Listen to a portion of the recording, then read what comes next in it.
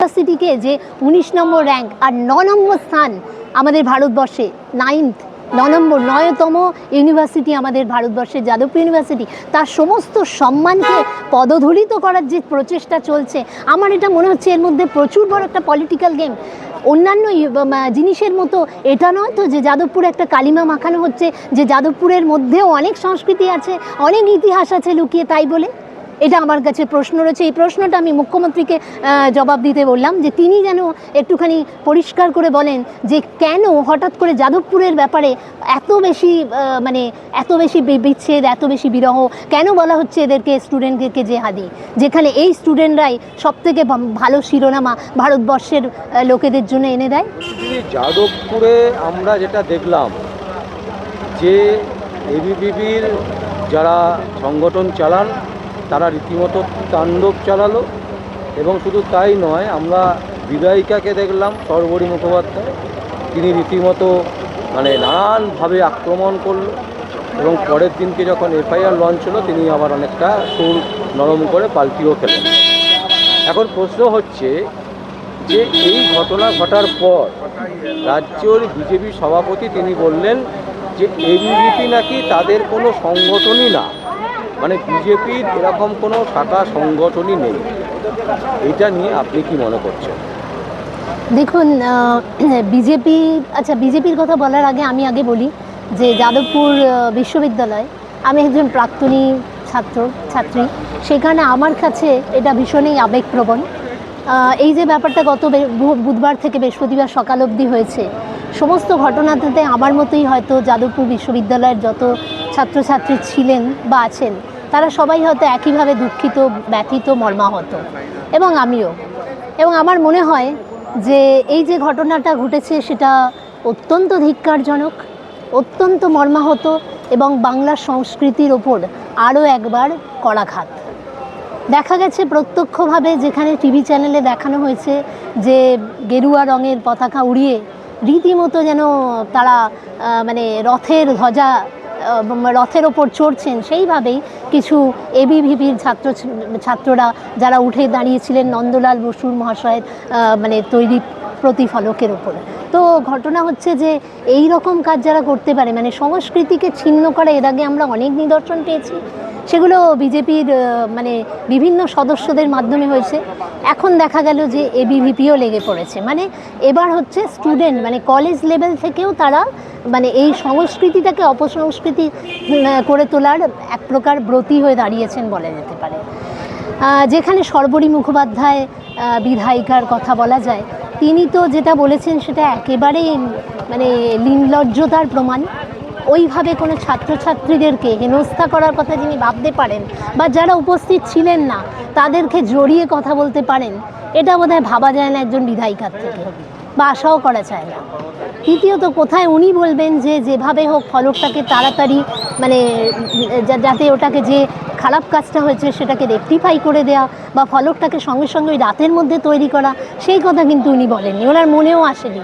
ওনার শুধু মনে হয়েছিল যে নিজের যে সমস্ত দলের ছাত্র, বা যাদের আমি ছাত্রর থেকেও বেশিরভাগটাই বলবো, আমি জানি না কীরকম দুর্নীতিগ্রস্ত তারা, বা তাদের হয়তো মাথাটাই এরকমভাবে এমন কিছু করে দেওয়া হয়েছে যে তারা ভালো মন্দের জ্ঞানটাই তাদের মধ্যে নেই।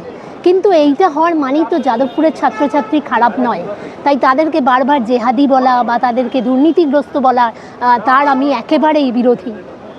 কারণ যাদবপুরে আপনি যদি দেখেন, অর্জুন সিংয়েরও আমি একটা বক্তব্য শুনেছি, তিনিও বলেছেন যে নকশালদের তাড়াতে হবে। কিন্তু আমি যখন যাদবপুরে পড়াশোনা করেছি, আমি তখন থেকে যাদবপুর সম্বন্ধে এটাই জানি, সেরকম কোনো ডাইরেক্ট নকশালপন্থী বলে কোনো গোষ্ঠী যাদবপুরে বিলং করে না।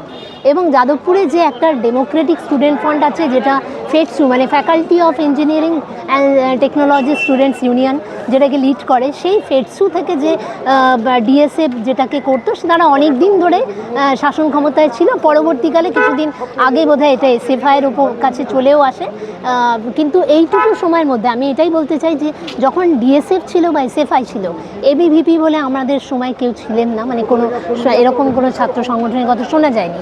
পরবর্তীকালে এখন যাদের কথা শোনা যাচ্ছে, তারা কিন্তু নিজেরাই বলছে যে আরএসএস রাষ্ট্রীয় সেবা সঙ্গে তার সঙ্গে তারা যুক্ত। হঠাৎ করে প্রথমে বলা হলো তাদের হাতে গেরুয়া পতাকা ছিল। কোশ্চেন হচ্ছে যদি তারা আরএসএস বা বিজেপির লোক না হন তাহলে হঠাৎ করে তারা গেরুয়া পতাকা কেন ধরবেন? তারা তো অন্য কোনো কালার ধরতে পারতেন, তারা তো ছাত্র পরিষদের পতাকা ধরতে পারতেন, কিন্তু তো ধরেননি। তার মানে তো তাদের গেরুয়া রঙের সঙ্গে একটা পরিচিতি বা একটা সম্পর্ক আছে, সেটাকে উড়িয়ে দেওয়া যায় না। এরপরে যদি আমি আসি মানে দিলীপ ঘোষের কথায়, তিনি তো মানে এরা হচ্ছেন এরকম যে সবসময় পাল্টি খেতে পারেন।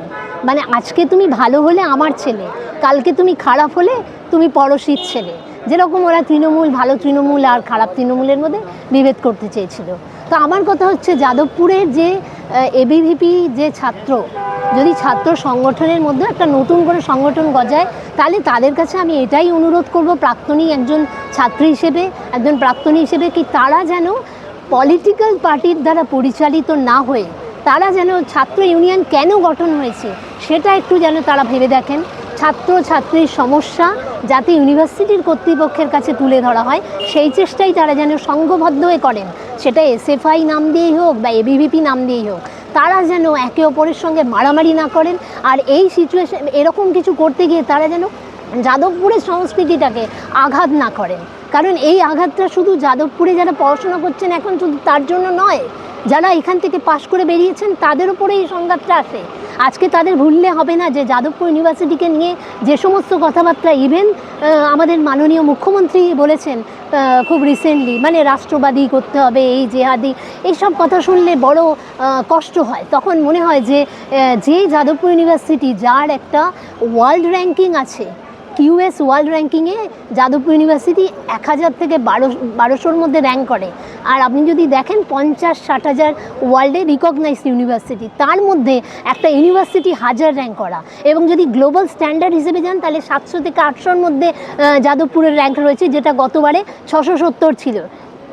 তো প্রথম কথা বরঞ্চ মুখ্যমন্ত্রীর এটা ভাবা উচিত যে এমন কি হলো যে এক বছরের মধ্যে 670 থেকে 730 র্যাঙ্কে এলো।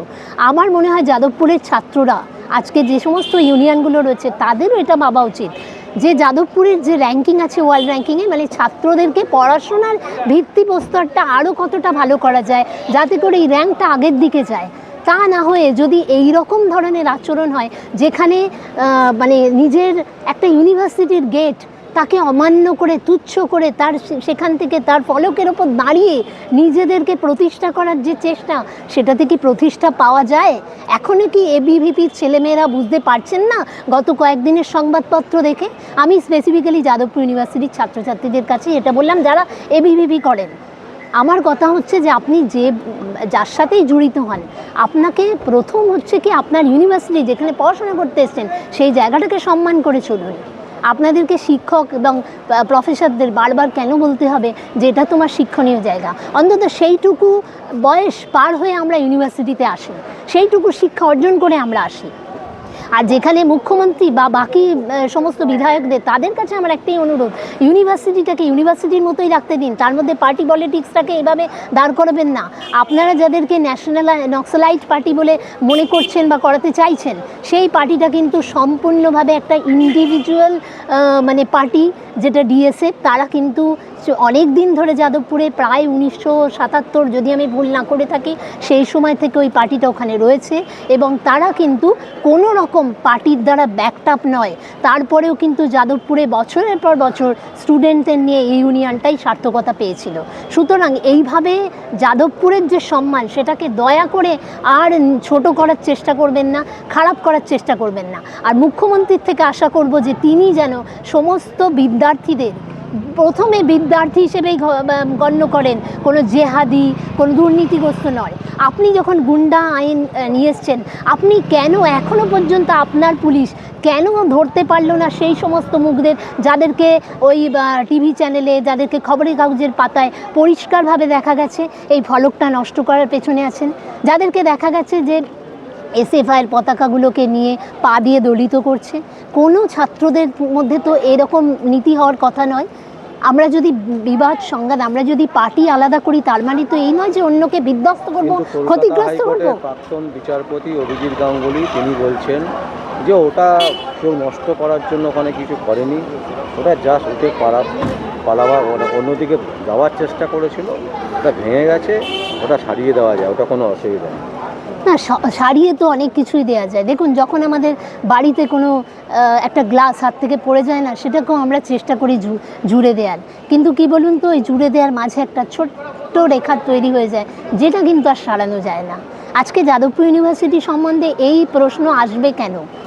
আমি অভিজিৎ গঙ্গোপাধ্যায় কি বলেছেন, মাননীয় প্রাক্তন বিচারপতি, তাকে নিয়ে নিশ্চয়ই আমার বলাটা সমীহ নয়, কিন্তু আমি এটা বলতে পারি যে যেই বলুন, যে কোনো বিধায়ক বা সাংসদ, তাদের ক্ষেত্রে এটা ভাবা দরকার যে যাদবপুর হচ্ছে একটা ইউনিভার্সিটির শিরোনামা।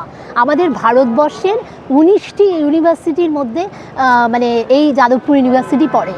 তার মানে আমি যদি 19 নম্বরকেই এতটা খারাপ করে তোলার জন্য সবাই মিলে তার পেছনে পড়ে থাকি, এটা গত কয়েক বছর ধরে এই ঘটনা চোখের সামনে আসছে। আমাদের কেন্দ্রীয় সরকার কতটুকু সাহায্য করেছেন যাদবপুর ইউনিভার্সিটিতে, যখন শিক্ষক প্রফেসররা ঠিকমতো তাদের বেতন পাচ্ছিলেন না? কোনো রাজ্য সরকার, কেন্দ্র সরকার কীভাবে তাদের সাহায্য করেছেন? আমার মনে হয় এখনও তো অনেক ডিপার্টমেন্টে যেখানে গবেষণার যথেষ্ট জায়গা রয়েছে, কিন্তু সেখানেও দেখা যাচ্ছে টাকা পয়সা বা সেখানে বিনিয়োগের অভাব। তো এইভাবে একটা ইউনিভার্সিটিকে যে 19 নম্বর র্যাঙ্ক আর 9 নম্বর স্থান আমাদের ভারতবর্ষে, 9তম ইউনিভার্সিটি আমাদের ভারতবর্ষের যাদবপুর ইউনিভার্সিটি, তার সমস্ত সম্মানকে পদধূলিত করার যে প্রচেষ্টা চলছে, আমার এটা মনে হচ্ছে এর মধ্যে প্রচুর বড় একটা পলিটিক্যাল গেম। অন্যান্য জিনিসের মতো এটা নয় তো যে যাদবপুরে একটা কালিমা মাখানো হচ্ছে, যে যাদবপুরের মধ্যেও অনেক সংস্কৃতি আছে, অনেক ইতিহাস আছে লুকিয়ে, তাই বলে এটা আমার কাছে প্রশ্ন রয়েছে। এই প্রশ্নটা আমি মুখ্যমন্ত্রীকে জবাব দিতে বললাম, যে তিনি যেন একটুখানি পরিষ্কার করে বলেন যে কেন হঠাৎ করে যাদবপুরের ব্যাপারে এত বেশি বিচ্ছেদ, এত বেশি বিরহ কেন বলা হচ্ছে এদেরকে, স্টুডেন্টদেরকে জেহাদি, যেখানে এই স্টুডেন্টরাই সবথেকে ভালো শিরোনামা ভারতবর্ষের লোকেদের জন্য এনে দেয়। ধিক্কার এই প্রচেষ্টাকে।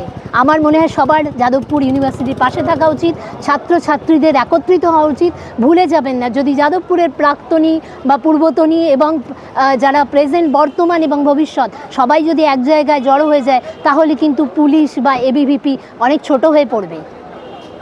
এটুকুই আমার বলা।